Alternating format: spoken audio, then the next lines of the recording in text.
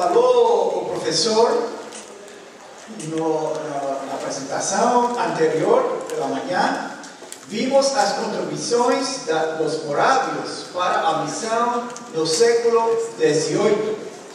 John Wesley conviveu com eles por quase 3 anos, começando com a viagem à Inglaterra, a Geórgia, começando em dezembro de 1735.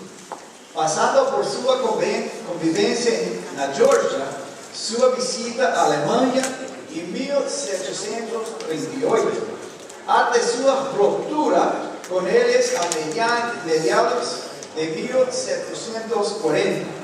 Durante este tempo, Wesley observou muitas práticas boas e adaptou algo de suas crenças. Nesta apresentação, agora, vamos ver 3 coisas positivas que Wesley observou entre os morávios e apropriou para a missão metodista: a teologia do coração, os pequenos grupos, as sociedades, classes e bandas, e a participação legal. John Wesley viveu ao longo do século XVIII e foi produto de sua época. Foi um dos 19 filhos da família Wesley, dos quais apenas 10 sobreviveram à infância. Filho de um sacerdote da Igreja de Inglaterra, Samuel Wesley, foi educado em seu lar sob a tutela de sua mãe, Susanna Wesley, que lhe ensinou a ler e a escrever com a Bíblia, com a própria Bíblia, a ter devocionais diários. Deixou a sua casa com a idade de 10 anos para estudar em alguns dos melhores colégios da Inglaterra. E, em primeiro lugar, a escola de Charterhouse, em Londres, e depois a Universidade de Oxford. Casualmente, o professor, você vai para Oxford, não? Este verão vai haver um encontro em Oxford. Paulo Garcia vai. Na Universidade de Oxford, onde Wesley estudou. São instituições muito prestigiosas, e a mesma grande formou a John Locke, o filósofo empirista, meio século antes que Wesley. A religião, assim como todos os aspectos da vida inglesa, se havia convertido em algo bem racional. De fato, John Locke escreveu um livro intitulado A Razonabilidade do Cristianismo, em 1695, 8 anos antes de Wesley nascer, que impulsionou muitas das ideias que surgiram durante o movimento histórico-cultural do Iluminismo, o qual enfatizou o uso da razão e menosprezou por a emoção ensinalada como uma debilidade ou uma característica dos animais. O deísmo foi uma teologia extremadamente racional, que não cria nos milagres ou curas mencionados na Bíblia, pois não tinha uma explicação científica. Muitos dos fundadores dos Estados Unidos da América do Norte, como por exemplo Thomas Jefferson, eram praticantes do deísmo. Este ensino estava na ordem do dia do século XVIII, e não uso de emoção na religião era visto como algo suspeito ou desprezado. O maior exemplo do desprezo pela religião no século XVIII na Europa foi a Revolução Francesa, em 1789, conduzida pelas crenças deístas do filósofo Voltaire. O século XVIII também foi o século do avanço do colonialismo europeu. O Império Britânico havia se estendido por todo o mundo, da Índia ao Congo, no Oriente, as Américas no Ocidente, a metade de África no Centro e a Austrália no Sul. Costumava-se dizer que o sol nunca se põe sobre o Império Britânico. Os sistemas injustos de colonização e a escravidão trouxeram muita riqueza para as classes altas na Inglaterra, com muitos produtos importados como o açúcar, o tabaco, o algodão, ou com maior seleção de bens e preços baratos para os ricos, incluindo roupa e sapatos mais acessíveis para a crescente classe média da Inglaterra. A Igreja da Inglaterra havia se convertido em uma igreja das élites, ou classes privilegiadas, e não estava preocupada com a situação difícil dos pobres. Os líderes da Igreja da Inglaterra fizeram poucos esforços para adaptar seu ministério ao novo contexto durante a Revolução Industrial, devido à sua falta de empatia, visão e liderança. A Igreja da Inglaterra estava em um estado de decadência no início do século XVIII. Dois grandes êxodos de clérigos haviam debilitado a Igreja alguns anos antes do nascimento de João Wesley. Em primeiro lugar, em 1662, um grande número de sacerdotes foi expulso da Igreja da Inglaterra por se negar a utilizar o livro de oração comum. Era um grupo de puritanos, ao qual havia pertenecido ao avô materno de Wesley.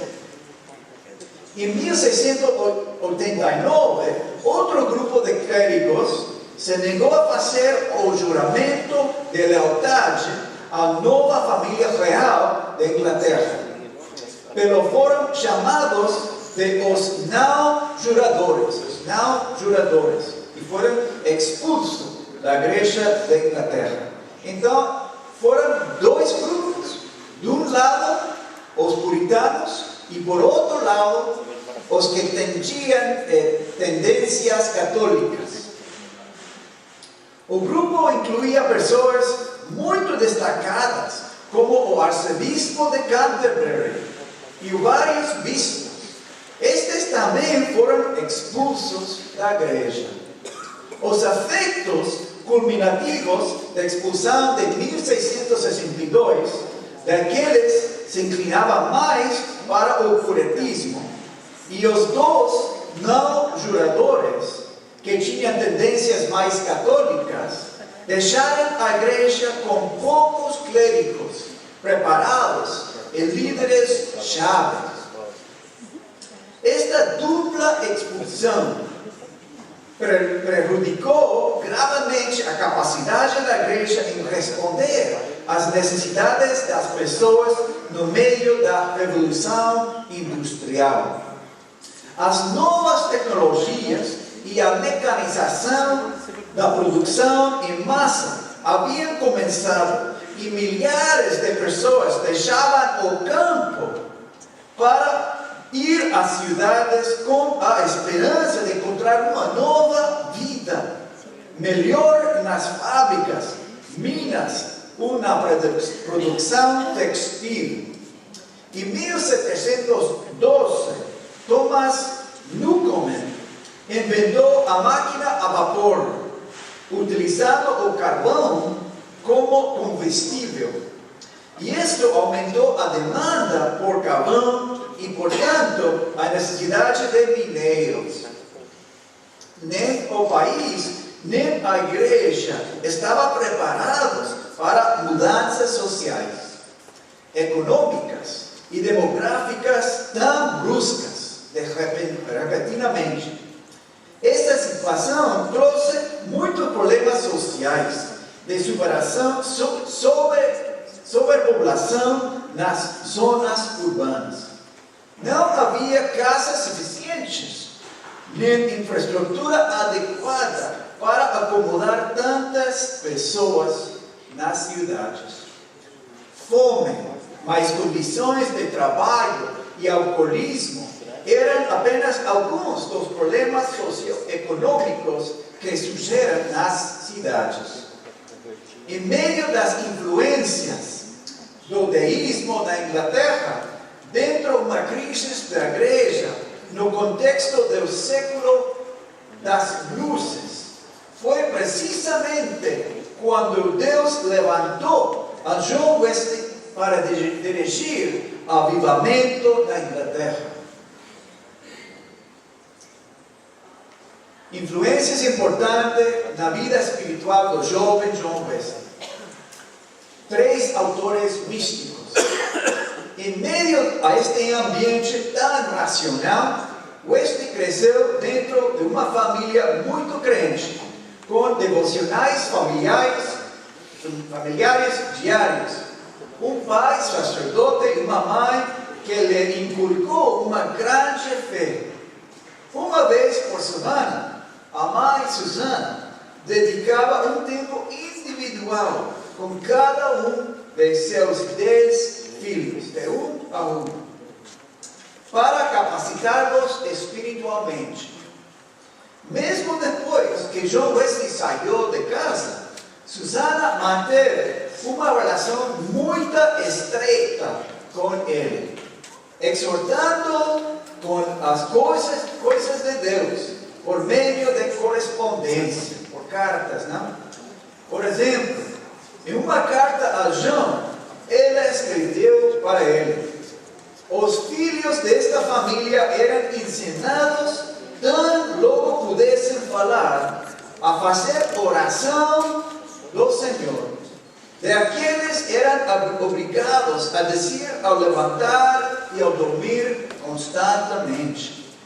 Quando cresciam, recebiam uma breve oração pelos pais e alguns coletas, orações da igreja, um pequeno catecismo e alguma porção de escritura, conforme a sua capacidade para memorizar. Assim, no meio de uma sociedade racional, John Wesley cresceu com uma firme fé em Deus. Além das escrituras, Wesley começou a ler os místicos. Como jovem na Universidade de Oxford, começou a ler autores como Jeremy Taylor, William Law, Thomas A. Kempis, Gregorio López, Miguel de Molinos, entre outros místicos. Inclusive, no famoso Clube Santo, Charles Wesley, George Whitefield e os demais liam sobre as práticas disciplinárias da oração, de jejum, da leitura da Bíblia e atos de misericórdia dos místicos. O misticismo é algo que aumenta e incrementa um conhecimento espiritual de Deus e se define como algo que põe uma pessoa em contato com a realidade além dos sentidos físicos. Em outras palavras, Wesley estava lendo os místicos para buscar um sentido de união e vivência com Deus no mais profundo de seu alma. O misticismo já trazia uma trajetória desde os países da igreja de Alexandria, em Egito, Orígenes y Clemente de Alexandria, por ejemplo, diferenciaban entre a vida cristã ativa y contemplativa. Uma das características do misticismo que Wesley achou atrativa foi a busca pela santidade. Os místicos acreditavam que a santidade é obtida através de uma busca constante e perpétua pela aquisição de conhecimento e um estado estático de consciência. Eles criam, como os platônicos, que a alma pode ver e perceber o mundo espiritual. Eles tratavam de elevar a sua alma a Deus. Wesley e os místicos se basavam no livro de Hebreus, capítulo 12, versículo 14, que fala assim: segui a paz com todos e a santificação sem igual, ninguém verá ao Senhor. Por isso, buscavam a santidade em sua vida devocional e nas práticas das disciplinas espirituais, como a oração, o jejum, a leitura da palavra e a constante participação na Santa Ceia. Mas os místicos sustentavam a ideia de que a união completa com Deus era quase uma ideia inalcançável.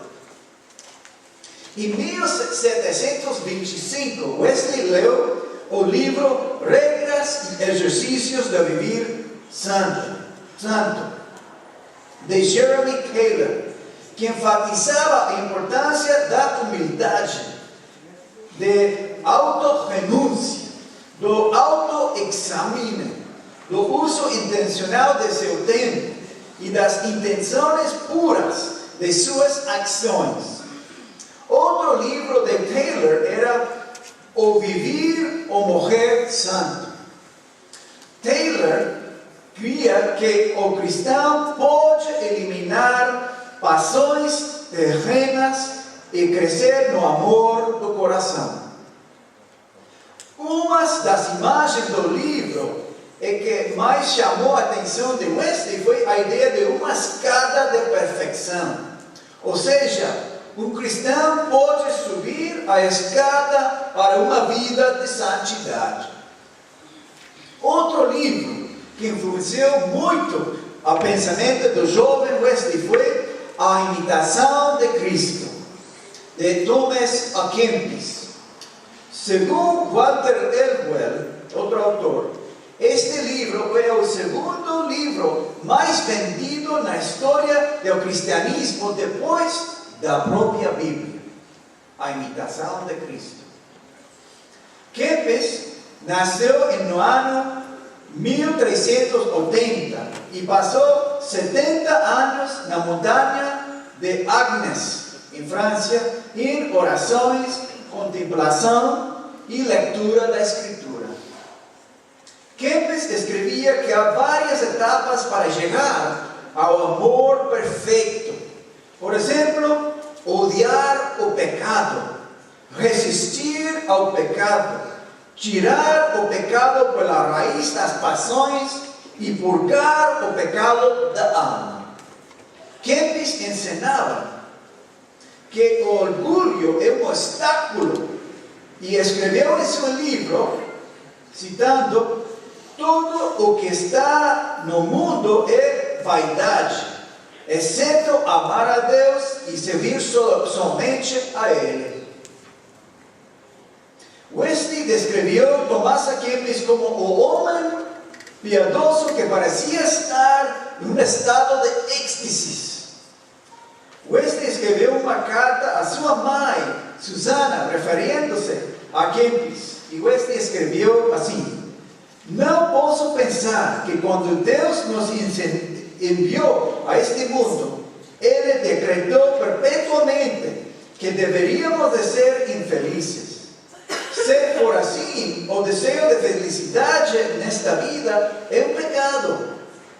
E agir em direta contradição com o desenho desta criação.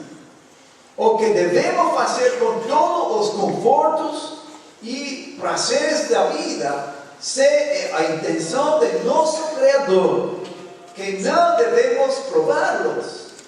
Não devemos prová-los. A influência de Kempis levou Wesley a crer que somente por meio das obras de piedade e de misericórdia alguém poderia alcançar a santidade. Outro místico que influenciou a jovem Wesley nesta busca de santidade foi William Law. Wesley leu o livro Perfeição Cristã em 1727.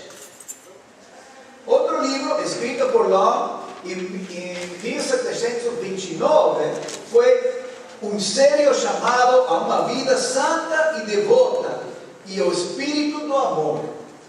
A influência dele sobre Wesley foi tão grande que G.A. Bauer chamou a Law o pai do avivamento evangélico inglês e avô do metodismo. Falando de William Law.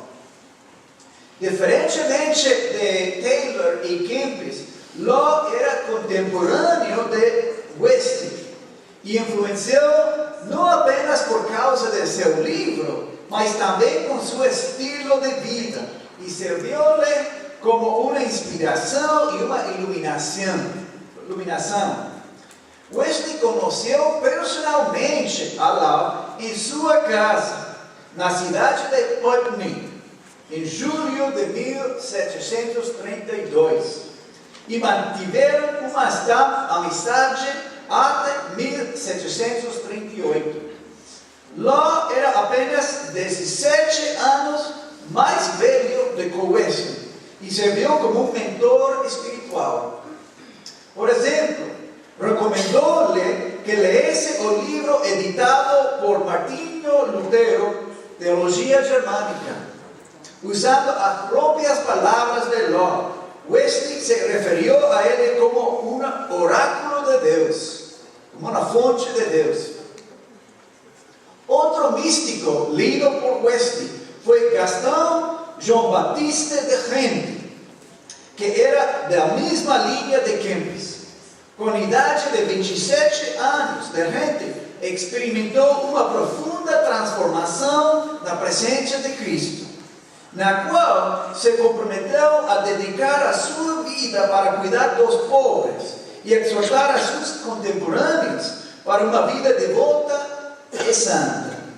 De Gente utilizava o método dos pequenos grupos para facilitar os encontros personais. Wesley copiou a seguinte exame de Gente. 1.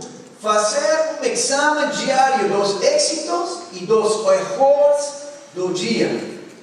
2. Estabelecer pequenas reuniões semanais da gente devota para a oração, leitura de livros devotos, distribuição da comida para os pobres e reflexão sobre a vida espiritual dos integrantes. 3. Rejeitar o status de uma pessoa de alta sociedade. Isto é, que não existiam posições nem títulos diante de Deus.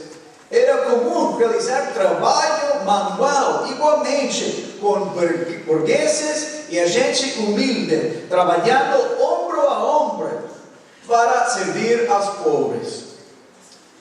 4. Anelar pela santidade pessoal expressa na conduta e no serviço para o próximo.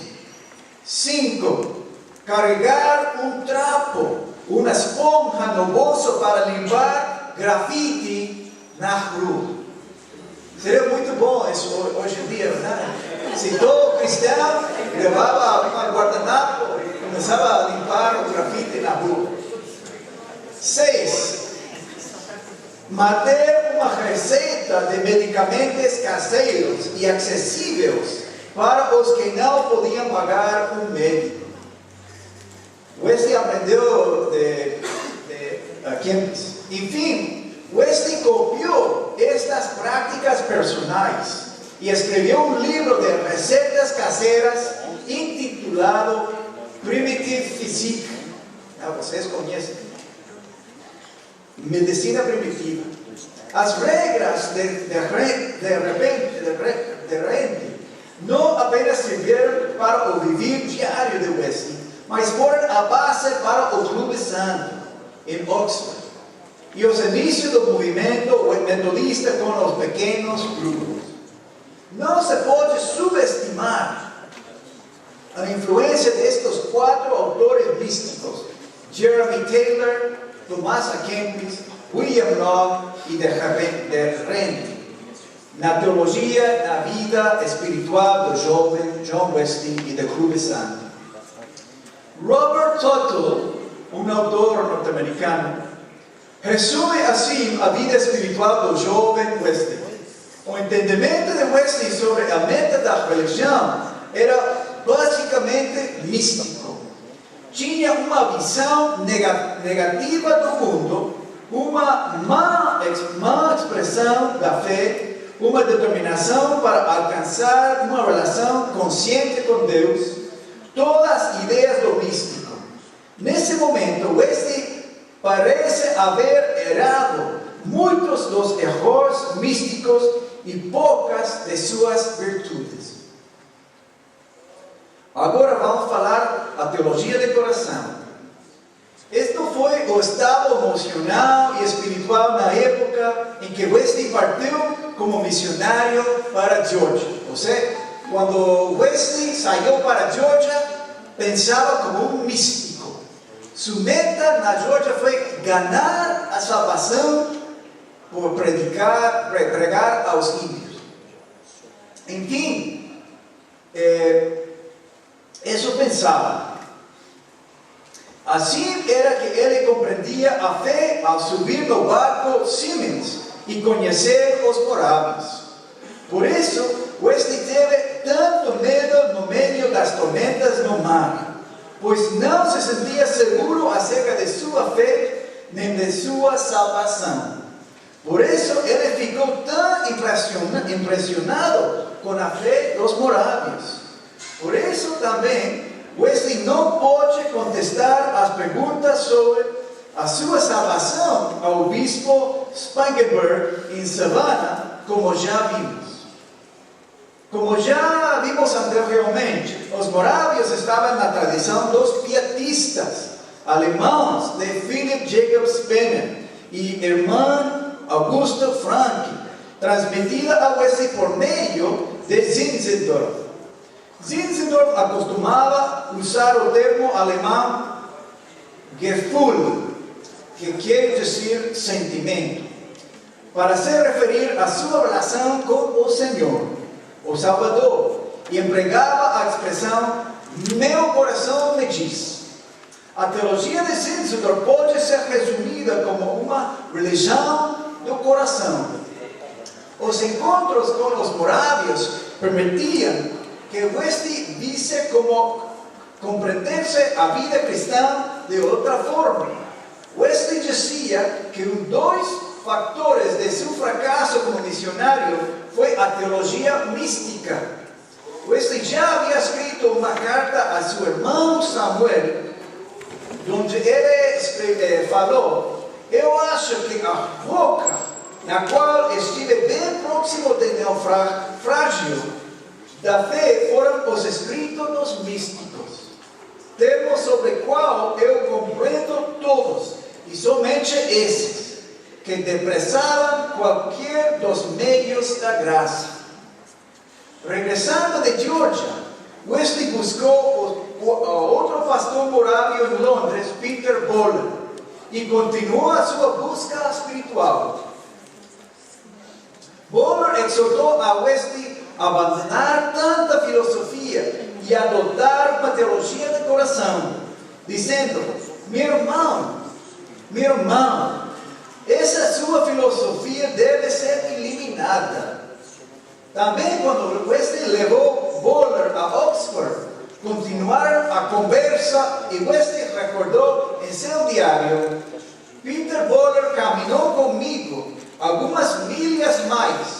Me exortou a não deter-me de receber a graça de Deus. Portanto, não é nada surpreendente que essas conversas eventualmente tenham culminado, em primeiro lugar, numa experiência do coração de Charles Wesley, e em seguida para John Wesley em uma reunião em uma sociedade em Moravia, na rua Aldersgate, em 24 de maio do mesmo ano. Wesley escreveu em seu diário: eu senti meu coração estranhamente aquecido. Senti que eu realmente confiava em Cristo, somente em Cristo, para a salvação. E uma segurança me foi dada de que Ele tinha tirado meus pecados, sim, os meus, e me havia salvo do lei do pecado da morte.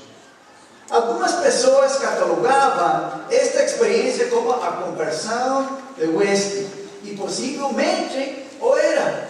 Porém, com certeza, era o fim desta etapa com os místicos. A introdução à teologia de coração representou uma revolução para a vida espiritual de Wesley. Colocou a sua teologia, a sua vida de cabeça abaixo. Ele havia ido a Geórgia para ganhar a salvação por meio das obras, tanto as obras de piedade como as obras de caridade. Wesley escreveu uma carta, o 10 de outubro de 1735, a um amigo, John Bar Burton, sobre o seu propósito de ir a Geórgia, e falou o seguinte: portanto, espero aprender a pureza daquela fé a que uma vez entreguei aos santos, e o sentido genuíno e completa extensão de aquelas leis que ninguém que se ocupe das coisas terrenas pode compreender. Em outras palavras, Wesley estava sob a lei da teologia mística de ganhar a sua salvação. Seu fracasso na Geórgia e o encontro com a teologia de coração lhe deu uma forma de ver a salvação como uma dádiva de Deus por meio das graças, por meio da graça. Isto implicou uma mudança de 180 graus em sua teologia. Antes da experiência de Aldersgate, Wesley fazia da santificação um requisito para a justificação. Primeiro, a santificação, e logo recebia a justificação. Ou seja, na via salutis era preciso subir a escada de santidade de gente para aproximar-se a Deus.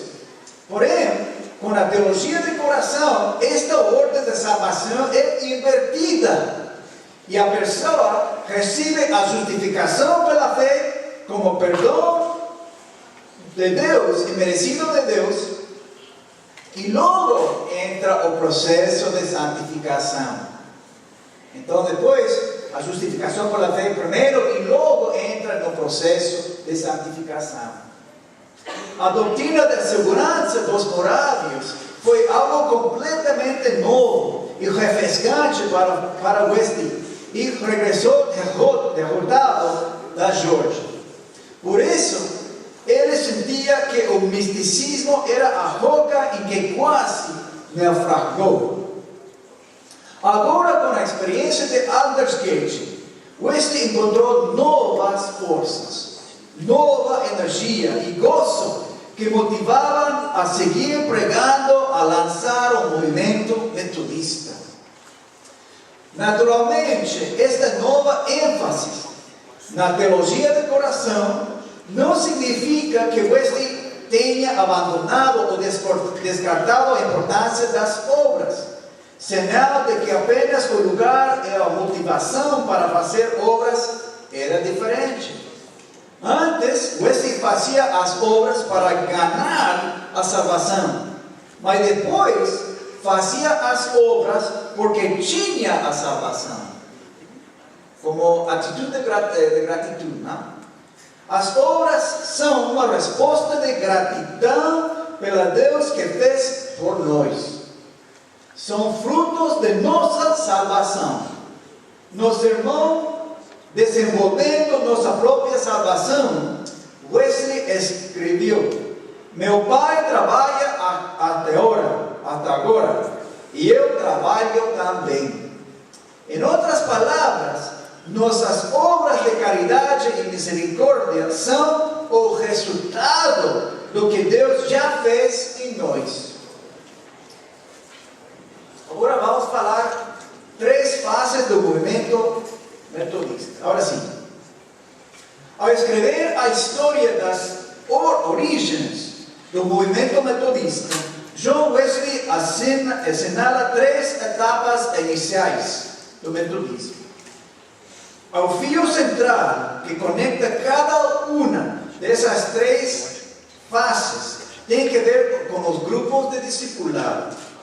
Kevin Watson, na obra A Reunião de Classe, escreveu um forte argumento pode ser feito de que a reunião de classe foi o fator mais importante para o crescimento do metodismo primitivo e para a retenção dos convertidos dentro do metodismo, os grupos pequenos. Certamente a primeira etapa do movimento surgiu na Universidade de Oxford, quando John foi invitado para participar em uma reunião estudantil, da qual já eram integrantes seu irmão mais novo, Charles, e seu amigo George Whitfield. Nestas reuniões, estudavam a Bíblia e outros livros religiosos, faziam orações, jejuns, visitavam as prisões e recolhiam ofertas para projetos de benefício social. Os demais estudantes os apelidaram de Clube Santo e eventualmente de metodistas, o modo pelo qual foram amplamente reconhecidos. A segunda fase ocorreu na Geórgia, quando John e Charles foram de missionários na nova colônia inglesa para evangelizar os indígenas. Mas o governador James Oglethorpe lhes pediu que não andassem longe de Savannah para que pudessem cumprir as suas principais tarefas entre os colonos. Solicitou-se a Charles que fosse o secretário personal do governador e a John o sacerdote dos parroquianos de Savannah. Foi nessa época que Wesley mais conviveu com os morávios e aprendeu com sua espiritualidade. Além de dirigir os serviços religiosos na igreja, Wesley se reunia com eles em pequenos grupos durante os dias de semana. Quando oravam, estudavam a palavra e cantavam. Wesley estava frustrado por não poder evangelizar aos indígenas. Então, Deus permitiu que tivesse outro tipo de experiência de aprendizagem com os morávios. E isso ele considerou a segunda etapa do início do metodismo. Pouco antes da experiência de Aldersgate, Wesley organizou uma sociedade unida com os morávios na rua Fetter Lane, em Londres. Contudo, em 1740, depois de algum tempo, teve um desacordo teológico com os morávios e se separou deles para começar sua própria sociedade. Com este propósito, ele comprou um edifício, um prédio, que era uma velha fundação de armamentos nos arredores de Londres e chamou a Fundação de Cristo. Aqui na entrada da faculdade tem o painel, não, da Fundação de Cristo. Além de contar com sua sala para as reuniões de sociedade e espaços para os ministérios sociais, tinha uma sala menor destinada para as reuniões com bands, os bands. considera este início do metodismo em Londres a terceira etapa do crescimento do movimento metodista. Portanto, Wesley havia aprendido o método das sociedades de gente, Anthony Hornick e seu pai, com a Sociedade para a Propagação do Conhecimento Cristão. Também o método dos Bands dos Moravos. O início das sociedades metodistas não era novo, sim, nem surpreendente.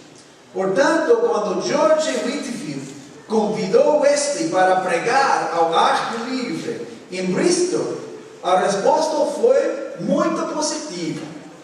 Tão grande foi a demanda para falar a sua experiência personal que Wesley não conseguiu dar conta.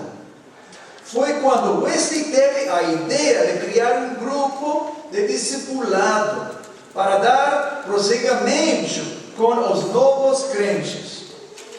Neste caso, todos eram mulheres. À noite, Wesley escreveu, à noite 3 mulheres concordavam em se reunir semanalmente, com as mesmas intenções daqueles de Londres. Confessar as suas faltas uns a outros e orar pelos outros para que possam ser curados. Assim, quando mais adiante, Wesley rompeu com os morávios e se separou da Sociedade Unida de Fetter Lane, levando consigo 18 ou 19 irmãos. Ele já tinha uma ideia de que era criar uma própria sociedade na fundação de Cristo. Ele já tinha consciência da importância de se reunir em pequenos grupos para a exortação mútua e o crescimento da fé. A partir daí, nasceu a ideia das classes, mas o processo foi um pouco mais improvisado. A ideia começou com o processo de arradicar fundos para a construção do templo em Bristol. Chama-se New Room, o novo salão. Wesley explica. Em 15 de fevereiro de 1742, se reuniu em Bristol um bom número de pessoas, com o fim de encontrar um método certo para pagar a dívida pública contraída ao edificar. Concordou-se, que cada membro da sociedade que estivesse em condições de fazê-lo contribuía com um penny, uma moeda inglesa, por semana. 2. De toda a sociedade se dividiria em pequenos grupos ou classes, com 12 pessoas em cada uma. 3. Que uma pessoa em cada classe receberia a contribuição semanal de todos e entregaria semanalmente aos mordomos. Assim começou essa excelente instituição simplesmente devido a uma conta temporal, da qual temos colhido tantas benções espirituais, o que nos induziu a aplicar o mesmo sistema em todas as nossas sociedades. Assim começou as classes. O capitão foi o primeiro a oferecer para ir de casa em casa, recolhendo as ofertas. Porém, depois de um tempo, estava bem cansado e preferiu convidar os 12 membros de sua casa, sua classe, para que reúnem em uma casa. Não apenas para recolher as contribuições, mas também para ler a Escritura, exortar, cantar e orar. Assim, a ideia das classes se converteu em um método para estender a missão e a evangelização do movimento metodista. Importância dos pequenos grupos para a missão e a evangelização. Um dos primeiros líderes do movimento metodista que trabalhou ombro a ombro com Wesley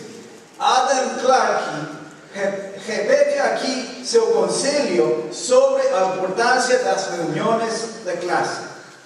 Establecem reuniões de classe e formam sociedades, onde quer que preguem, tenham ouvintes atentos, porque nos lugares em que vocês pregaram sem fazê-lo, a palavra foi lançada como semente adentro.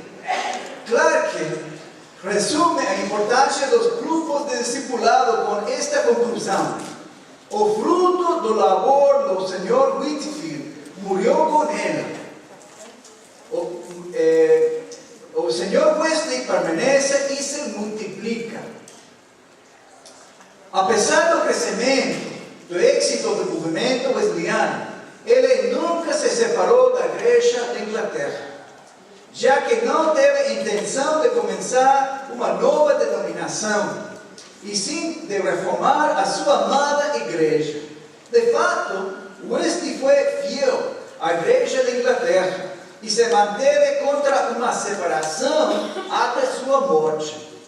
Samuel Christophers, na obra As Reuniões de Classe em relação ao desígnio e sucesso do metodismo, menciona que o propósito do metodismo, tal como seu fundador o demonstrava, não tinha o propósito de criar uma secta, outra igreja, mas sim a intenção de reformar a nação, sobretudo a igreja, e difundir a santidade bíblica sobre a terra. Isso foi a missão central de sua vida e do ministério metodista. Por outro lado, David Lloyd Watson, em seu livro Discípulos Responsáveis, Manual para Desenvolver Grupos de Discipulado em uma Igreja Local, também expressa o propósito de John Wesley. David Lloyd Watson escreve assim: Wesley viu a seu verdadeiro significado do discipulado como ocupar-se com a salvação. E à medida que os metodistas assumiam esta comissão, convertendo-se em testemunhos vivos de sua fé, e a ordem e doutrina da igreja se tornavam menos importantes diante dos olhos de Wesley do que a evangelização dos mineiros de Cornwall, os delinquentes de Newcastle, os mineiros de carvão de Kingswood e Staffordshire, e os bebados, os maledicentes, e os que viviam em Moorfield, e não guardavam o domingo, e as prostitutas de Drury Lane. Embora a ênfase inicial de Wesley estivesse no esforço personal de santidade, o Espírito Santo acrescentou o ingrediente do avivamento de que ninguém havia antecipado. Tantas pessoas foram convertidas por meio das pregações que Wesley não podia atendê-las personalmente. Por esta razão, ele as convidou para a participação nas reuniões mais íntimas. E assim foi o início das sociedades, as classes, bands, que abriu espaço dos novos seguidores para o discipulado em seu caminhar rumo a uma maior santidade espiritual. A ideia acerca dos grupos de discipulado tem suas raízes na igreja primitiva, nos místicos morávios, e se fundamenta na igreja primitiva dos apóstolos. Atos, o livro de Atos 2, capítulo 2, versículo 42, onde eles estavam unidos e unânimes no compartilhar no pão, nas orações. O propósito das reuniões para Wesley foi criar um espaço onde os novos crentes podiam alimentar a sua fé nascente, e o único requisito para participar era o desejo de fugir da ira vindoura. Fugir, obrigado. Desejo de fugir da ira vindoura. Obrigado. Mesmo que o propósito original das reuniões de classe foi arrecadar dinheiro para pagar a capela em Bristol, Wesley rapidamente descobriu com estes grupos de pacto de discipulados responsáveis que podiam ser utilizados como para promover e fomentar a responsabilidade mútua. David Lowes Watson resume a função das sociedades, classes e bandas como as estruturas de apoio para o discipulado e a missão. Ao refletir sobre os benefícios das reuniões de classe, Wesley escreveu: não é fácil imaginar as vantagens que conseguiram colher com este simples arranjo.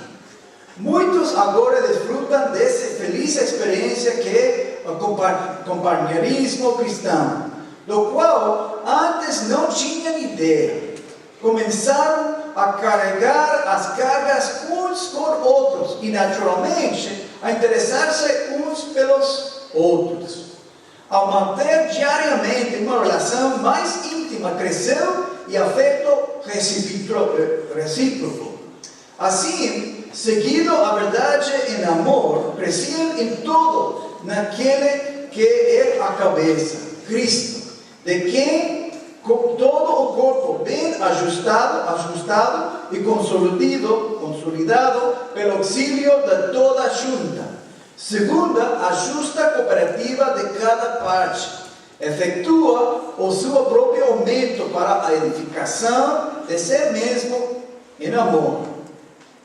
Um aspecto importante da santidade é o amor ao próximo. Desde a primeira etapa do avivamento wesleyano, o Clube Santo na Universidade de Oxford já se dava uma oferta semanal para pagar uma professora para as crianças pobres e ajudar aos presos e suas famílias. Mais tarde, o movimento metodista fundou colégios e ambulatórios médicos. Wesley até escreveu o livro de Primitive Physique para dar ajuda médica às pessoas que não tinham dinheiro. Enquanto John e Charles Wesley e seus colegas levavam a cabo estes ministérios de impacto social, eles achavam ser seu próprio trabalho pregar o Evangelho. Mas, ao mesmo tempo, os primeiros metodistas também estavam preocupados com a saúde integral da pessoa, isto é, a santidade social. No entanto, em todo este processo, um integrante-chave do movimento foi o descobrimento das Escrituras. A Bíblia foi o primeiro livro que John Wesley aprendeu a ler com sua mãe, Susana. E durante a sua infância teve que memorizar muitos versículos. Ademais, seus pais compartilhavam devocionais diários com ele e seus irmãos. De fato, Wesley descreveu a si mesmo como um homo unius livre, homem de um só livro. Não é surpreendente que Wesley escrevesse em suas sermões com profundo conhecimento da palavra e citasse passagens bíblicas de memória. Um dos grandes teólogos metodistas do século XX, Albert Outler, escreveu: Wesley vivia nas Escrituras e sua mente percorria toda a extensão, largura e profundidade da Bíblia, como se fosse um radar, sintonizando os dados pertinentes sobre cada ponto lhe interessava abordar.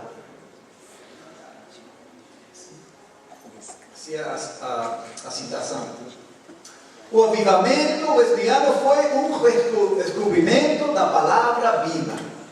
À medida que as sociedades e as reuniões de classe começavam a se estender, Wesley achou necessário confiar nos líderes de classe para nutrir a seus seguidores para a maturidade espiritual. Ainda que tenha convidado muitos sacerdotes da Igreja de Inglaterra para que se ajudassem nessa tarefa, bem poucos o fizeram. Wesley escreveu ao bispo pedindo ajuda e tampouco recebeu resposta positiva. O pensamento teológico de Wesley considerava que cada indivíduo tinha um valor sagrado para Deus. Deste modo, Wesley foi capaz de incluir pessoas comuns para o desempenho dos cargos de direção em seu movimento. A liderança era composta pelo laicado, incluía muitas mulheres, as quais, com frequência, provinham de origens humildes, com pouco ou nenhuma instrução. A análise detalhada das primeiras listas das classes metodistas também revela que o fato que a participação das mulheres superou a dos homens, e uma alta proporção de 2 mulheres por cada homem. O papel destes líderes de classes, homens e mulheres, era extremadamente importante dentro da vida das sociedades, em crescimento, na busca da imortalidade espiritual do povo chamado metodista. As reuniões de classes, bandas e sociedades eram lugares onde se fazia o trabalho de discipulado. Através dos grupos nas casas, as pessoas se encorvavam mutuamente na fé e criavam espaços íntimos para que os integrantes pudessem prestar contas de sua vida espiritual. Nas palavras de Wesley, uma sociedade era uma companhia de homens e mulheres que tem a forma de buscar o poder da santidade, unindo-se para orar, para receber a palavra de exortação e para vigiar a uns a outros em amor, a fim de que se auxiliaram mutuamente na obra de sua salvação. Os líderes de classe, além de se interessar pelo estado das almas de seus membros, lhes perguntavam: que pecados conhecidos você cometeu desde nossa última reunião? Eu convido para você perguntar a seu vecino, hein? Que pecados cometeu esta semana?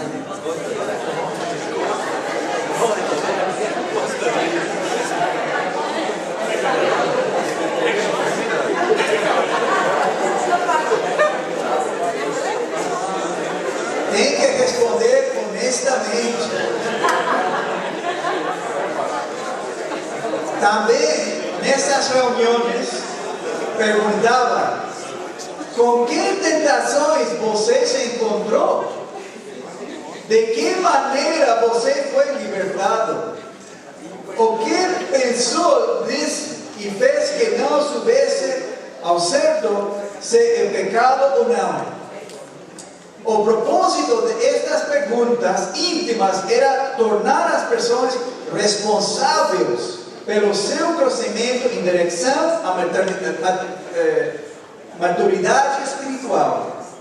Wesley cria que os grupos pequenos eram os espaços adequados para facilitar a missão e a evangelização de novos crentes. A participação legal. Uma das vantagens do módulo de pequenos grupos era o desenvolvimento de líderes legos. Quantos legos há aqui? Tem legos? Tem legos aqui? Amém? Glória a Deus. Deus ama os legos também.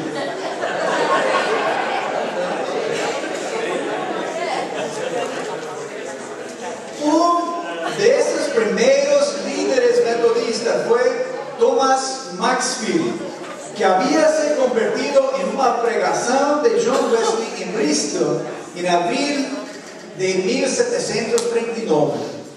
Logo se tornou líder dos bandos. Às vezes, quando Wesley andava fora da Sociedade de Fundação de Cristo em Londres, Maxfield assumia a liderança. ele começou a pregar sem permissão de Wesley. Quando John Wesley se deu conta, após em uma carta para sua mãe, Susana Wesley, escreveu a sua mãe: Thomas Maxfield se tornou um pregador. Eu acho. Na resposta, Susana escreveu: tome cuidado, filho, com o que faz a esse respeito com o jovem rapaz, pois ele certamente foi chamado por Deus para pregar, como você o foi. Examine quais são frutos de sua pregação e também vá ouvi-lo. Após observar a pregação de Maxfield, Wesley concluiu: é o Senhor, deixa-o fazer, que ele parecer melhor.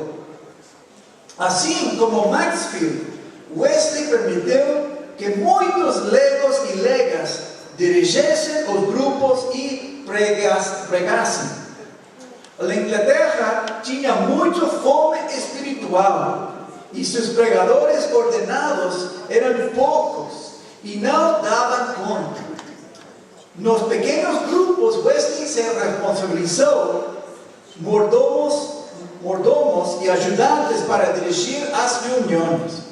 Estes líderes tiveram iniciativas e fizeram a obra metodista crescer em novos campos de pregação. Por exemplo, na primeira conferência anual de 1744, havia apenas 6 clérigos e eles discutiam se os pregadores legos deveriam ou não ser incluídos. Wesley era favorável à pregação dos legos, pois para ele era uma extensão do que já faziam nas reuniões de classe. Realmente, ele somente exortava, ou seja, testemunhava a sua experiência espiritual. Ao final, decidiram que sim, eles poderiam pregar e passaram 2 dias discutindo questões doutrinárias, em parte para o benefício dos leigos. Essa foi a primeira conferência anual. As 3 perguntas que discutiam foram: o que ensinar, como ensinar e o que fazer. Agora, o ministério das mulheres.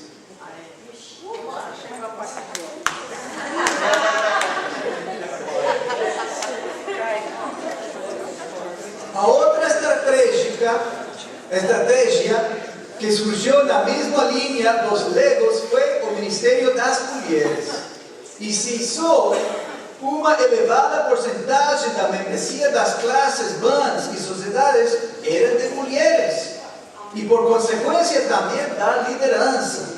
Por exemplo, a respeito da nova sociedade que se separou dos morávios para formar a fundição de Cristo, Wesley escreveu: nossa pequena companhia se reunia na fundição, em vez de Fetter Lane. Cerca de 25 de nossos irmãos que Deus já nos tem dado, todos os quais pensam e falam a mesma coisa. E 47 ou 48 das 50 mulheres que estavam conosco no banco desejavam lançar sua sorte conosco. Ou seja, a maioria das pessoas que saíram de Fetter Lane e seguiram a Wesley foram mulheres. Wesley também escreveu sobre outra sociedade na qual havia mais mulheres do que homens, em uma proporção de 2:1. Wesley reafirmava o ministério da mulher com um testemunho sobre a vida de Sarah Peters. Não podem as mulheres como os homens participar neste honroso serviço? Sem dúvida, pode, mas de que isso? Elas devem o seu justo direito de ser dever sagrado. Nisto não há diferença. Não há homem nem mulher em Cristo Jesus. quanto à pregação dos leigos, tanto homens como mulheres. Este nunca viu isso como um direito, e sim como um dom de Deus. A primeira mulher pregadora do movimento foi Sarah Crosby. Ela se converteu em 29 de outubro de 1749 e sentia que lhe queimava por dentro uma paixão para proclamar a sua nova fé a outras pessoas. Algo que não é incomum, dizendo: eu me esforço para persuadir a todos com quem converso para vir a Cristo, dizendo-lhes que há amor, alegria, paz, etc., para todas as pessoas que vêm a Ele. Depois de um tempo de discipulado, participando na Sociedade de Londres, Sarah Crosby assumiu o cargo de líder de uma classe e se sentiu que Jesus lhe havia dito, alimenta as minhas ovelhas. Como dissera Jesus a Pedro. Crosby compartilhou o seu testemunho, dizendo: Senhor, farei como fizeste comigo. Carregarei as ovelhas em meu peito. Carregarei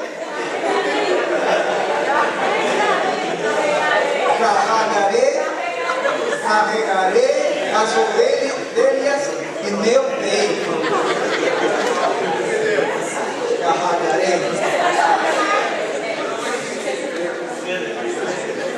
Carregarei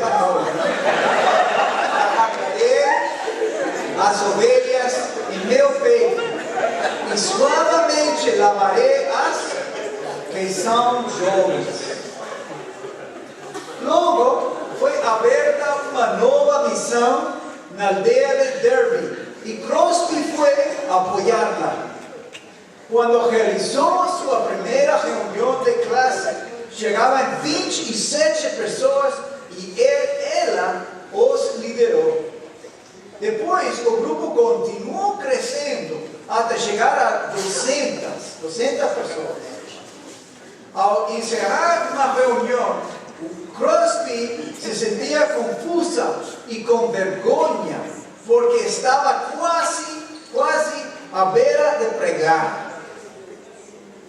Ele escreveu em seu diário: eu não estava segura se era correto, mas para mim, exortar de maneira tão pública, embora visse como impraticável, encontrar-me com todas aquelas pessoas por meio de uma conversação particular com cada indivíduo. Portanto, eu cantei um hino e orei e lhes contei parte do que o Senhor tinha feito por mim mesmo, persuadindo-os a fugir de todo pecado. Então, praticamente pregou. Este estava ciente da situação. Ele escreveu uma carta para acalmar a sua consciência e encorajá-la a prosseguir, dizendo: você escreveu para ele: eu não vejo que você tinha violado qualquer lei. Continue calma e seguramente. Apesar de suas palavras de apoio para Crosby, Wesley ainda via as suas exortações como algo extraordinário e mais como testemunhar do que pregar. Não foi senão mais tarde, com os frutos de outra pregadora metodista, Sarah Mallet, que Wesley oficialmente lhe deu permissão para pregar. Em uma nota formal aprovada na Conferência Anual de 1787, Wesley escreveu: nos demais a mão direita de comunhão a Sarah Mallet, e não temos objeção de que ela seja pregadora em nossa conexão, contanto que ela pregue as doutrinas metodistas e atenda a nossa disciplina. Assim que deu permissão oficial. realmente o ministério e a missão do movimento metodista foi a pregação das mulheres. Isto se viu na expansão do metodismo, não somente nas Ilhas Britânicas, mas também ao cruzar o Mar Atlântico em direção às colônias norte-americanas. A chegada do metodismo à América do Norte. Um dos mitos do metodismo é que John Wesley começou a igreja metodista nos Estados Unidos. Se de facto pode-se dizer que Wesley impulsionou o movimento metodista, na realidade, ele não começou a igreja como tal. Durante sua vida, Wesley manteve leal à sua igreja natal, a igreja de Inglaterra, até no leito de morte, o 2 de março de 1792, Wesley foi um sacerdote da igreja que hoje determinamos de anglicana, episcopal. Então, como Wesley começou a igreja metodista? Embora o metodista tenha começado na Inglaterra, e a igreja metodista episcopal começou nos Estados Unidos, especificamente na cidade de Baltimore, em dezembro de 1784. A guerra pela independência já havia transcorrido e as 13 colônias haviam conquistado a sua independência da Inglaterra. Vendo que o país já era independente, Wesley notou que o povo chamado metodista seguiria o mesmo caminho. Então, no outono desse mesmo ano, Wesley deu alguns passeios para organizar a dita igreja. Nesta conferência, vamos passar os primeiros passos do metodismo norte-americano. Já sabemos que Wesley foi missionário na Geórgia, mas o metodismo nem sequer estava em sua mente. Ele ainda estava aprendendo a ser cristão e a se adaptar ao contexto do novo mundo.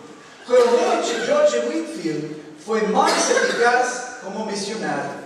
Ele fez 6 viagens, George Whitefield fez 6 viagens por todo o mar Atlântico. Whitefield pregou ao aire livre e participou no que hoje chamamos do primeiro grande despertar da América do Norte, entre 1727 e 1747. Disse-se, em uma ocasião, Whitefield pregou na Filadélfia para uma congregação de 6.000 a 8.000 pessoas, quando a população em geral é somente 12.000. Ou seja, quase mais da metade da população.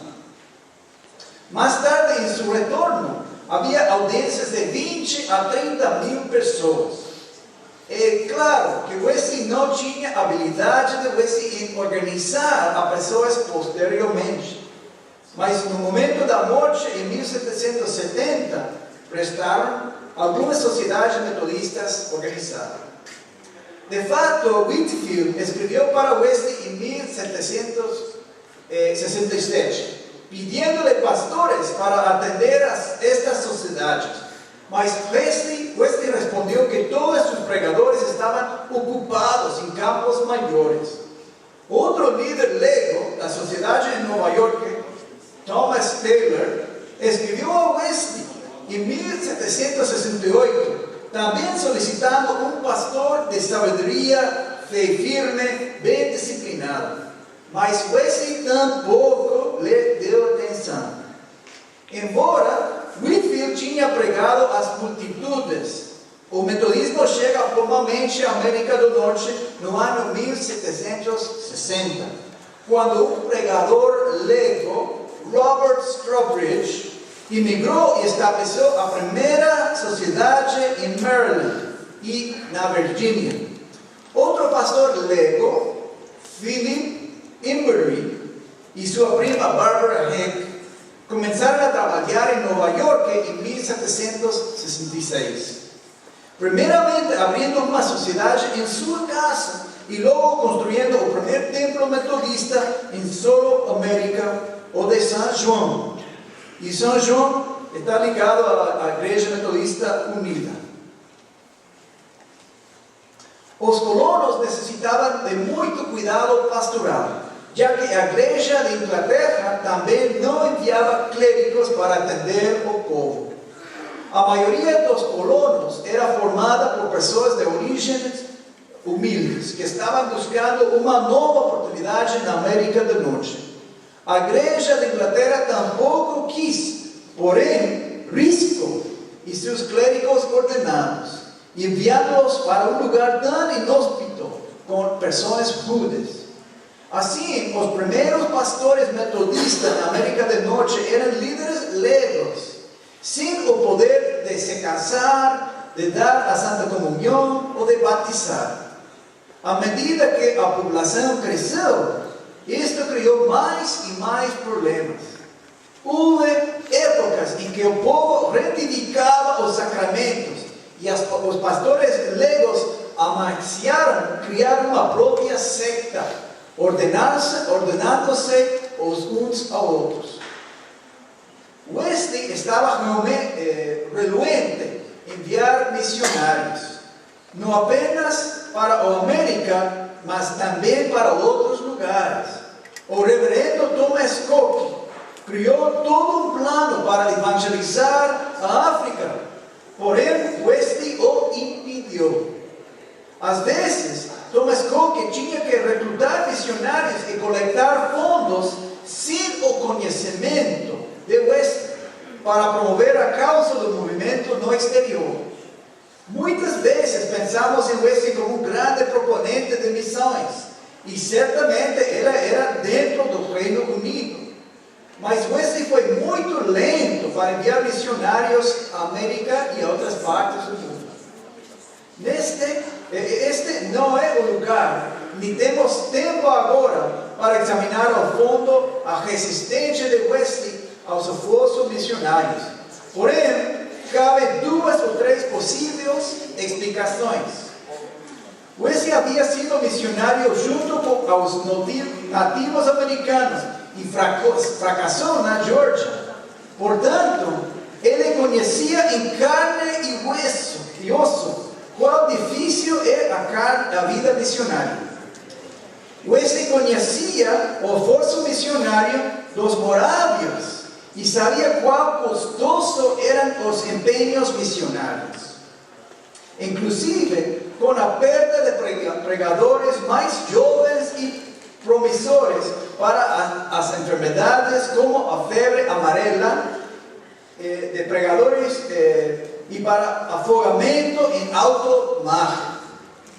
Possivelmente, Wesley ainda via o movimento metodista não como igreja, mas como um movimento dentro da igreja anglicana. E a igreja estabelecida já tinha a sociedade para a propagação do evangelho, e Wesley não queria reinventar a roda. Então, por isso, Wesley era lutante a enviar missionários. Apesar disso, a população nas colônias estava crescendo grandemente, especialmente no período após a Guerra de 7 anos, quando 125 mil britânicos imigraram para o Novo Mundo. Entre eles, muitíssimos metodistas, como os líderes leigos já mencionados de Philip Embury e sua prima Barbara Herrick, que estabeleceram a obra em Nova York. Finalmente, Wesley viu a pressão ou talvez a oportunidade de fazer missão e evangelismo e solicitou a Conferência Anual de 1768 e alguns voluntários fossem como missionários para a América. Então, em 1769, Wesley enviou 2 pastores leigos, Richard Boardman e Joseph Pillimore, para apoiar as sociedades metodistas incipientes. 2 anos mais tarde, Wesley enviou a Richard Wright e Francis Asbury. Também considerou a possibilidade de regressar às colônias ele mesmo, em 1770. Contudo, nesse momento, a sua condição de saúde estava frágil. Wesley tinha esperança de que, eventualmente, Whitefield pudesse servir como superintendente sobre as primeiras pregadoras. Mas ele havia adotado linha calvinista e logo morreu no ano 1770. Assim, Wesley não poderia contar com a colaboração dele. Os primeiros 10 pregadores metodistas realizavam a sua primeira conferência na América do Norte em 1773, na Filadélfia. Eles juravam lealdade a Wesley e se comprometeram a não dar os sacramentos. Os irmãos metodistas não se constituíam como igreja e iam à igreja anglicana onde esperavam ser recebidos. No entanto, a rede de sociedades metodistas crescia em todas as colônias norte-americanas, de Nova Inglaterra, de Nova Inglaterra hasta Georgia. Foi nesta época que as 13 colônias declararam sua independência e iniciaram a Guerra de Independência em 1776. Desse período, vem o Tratado de John Wesley intitulado Uma Calma Mensagem a Nossas Colônias Americanas. Nesse documento, Wesley se opunha à independência e acreditava que os colonos estavam sendo manipulados por uma minoria que queria conquistar a independência para sustentar os seus interesses econômicos. Wesley também cria que o poder e a ordem vem de Deus. Já se sabia que Wesley, como seu pai, era um Tory, o partido da Inglaterra que apoiava o rei. E seu Deus havia estabelecido uma monarquia com a ordem social. Nós não deveríamos de tomar o lugar que corresponde a Deus. Deus colocou os reis para governar. E se tentarmos criar uma república onde o povo governe, estamos brincando com o povo. Além disso, Wesley cria no pecado original. E caso que oferece a opção de votar e eleger seus governantes a uns pecadores. Quem sabe que tipo de gente o povo elegerá? Talvez Wesley tivesse razão sobre isso. A publicação desse tratado foi muito perigoso para os metodistas norte-americanos. Eles estavam no meio do conflito. Muitos deles haviam imigrado da Inglaterra e tinham lealdade ao rei. Outros já estavam há um tempo nas colônias e se simpatizavam mais com os revolucionários.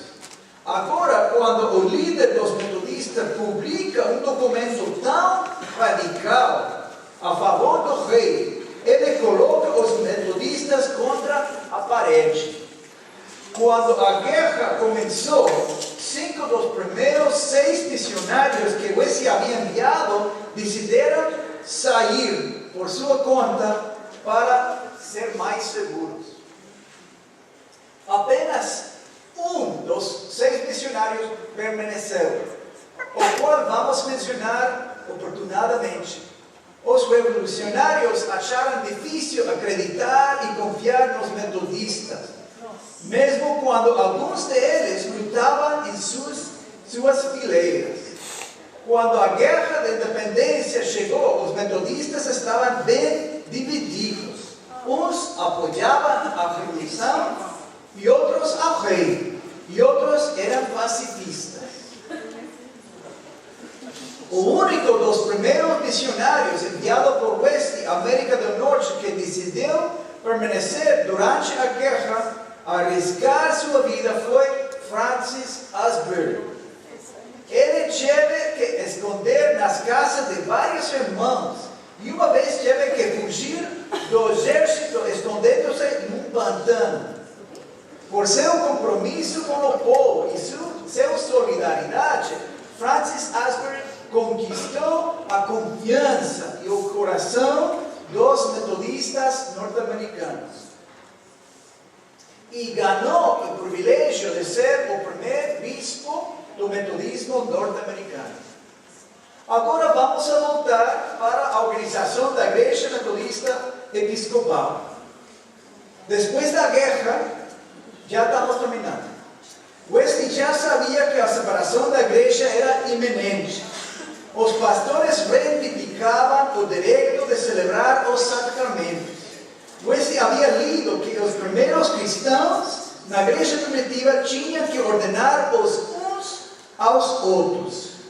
Simplesmente os presbíteros se juntavam em grupos de 2 ou 3 e se punhavam as mãos uns sobre outros. Assim, muito cedo na madrugada do primeiro dia do mês de outubro de 1784, Wesley, Thomas Coke e James Creighton, que já eram presbíteros, se uniram em Bristol e ordenaram 2 pastores leigos, Richard Watford e Thomas Vesey. Também consagraram Thomas Coke como superintendente para os Estados Unidos. Estabeleceu-se igualmente que, se alguém deles regressasse à Inglaterra, essa ordenação não teria validade. Logo, Wesley enviou os 3 para a América do Norte e disse que Coke que ordenasse a Francis Asper. Conclusão. Para concluir, o metodismo cresceu e espalhou pelas ilhas britânicas e ao mesmo pelas colônias norte-americanas. Não por um plano sofisticado de missão, nem por causa da visão profética de Wesley, mas por causa da fé com os outros, com gente simples, que tinham paixão para pregar o Evangelho e compartilhar a sua fé com o povo. Eles também seguiram os métodos de pregar uma teologia de coração e de usar grupos de discipulado e empregar os leigos, tanto homens como mulheres. Estas foram 3 chaves para a missão e a evangelização do movimento metodista. Para dar uma ideia do êxito de crescimento, nota-se que em 1776 os metodistas eram somente 2,5% da população nas colônias norte-americanas. Mas em 1850 eles eram o 34,2% da população e foi a igreja mais prominente dos Estados Unidos. Este também é o contexto em que nos encontramos agora. Há muitos imigrantes que vieram de suas terras natais, que tiveram uma experiência com Jesus Cristo, e há outros imigrantes que não são cristãos e se sentem sós, distantes de sua família, em uma nova terra estranha e precisam de Jesus Cristo. Qual é nosso trabalho missionário hoje em dia? Como os herdeiros de Wesley, nós temos a mesma responsabilidade, sem dúvida, de trabalhar como Robert Strawbridge, como Philip Embry e Barbara Heck, e a fazer o mesmo. Nenhum lhes pagava, nenhum lhes disse: plantem uma sociedade, ou plantem uma igreja. Somente Deus, por meio do Espírito Santo, colocou isso em seu coração.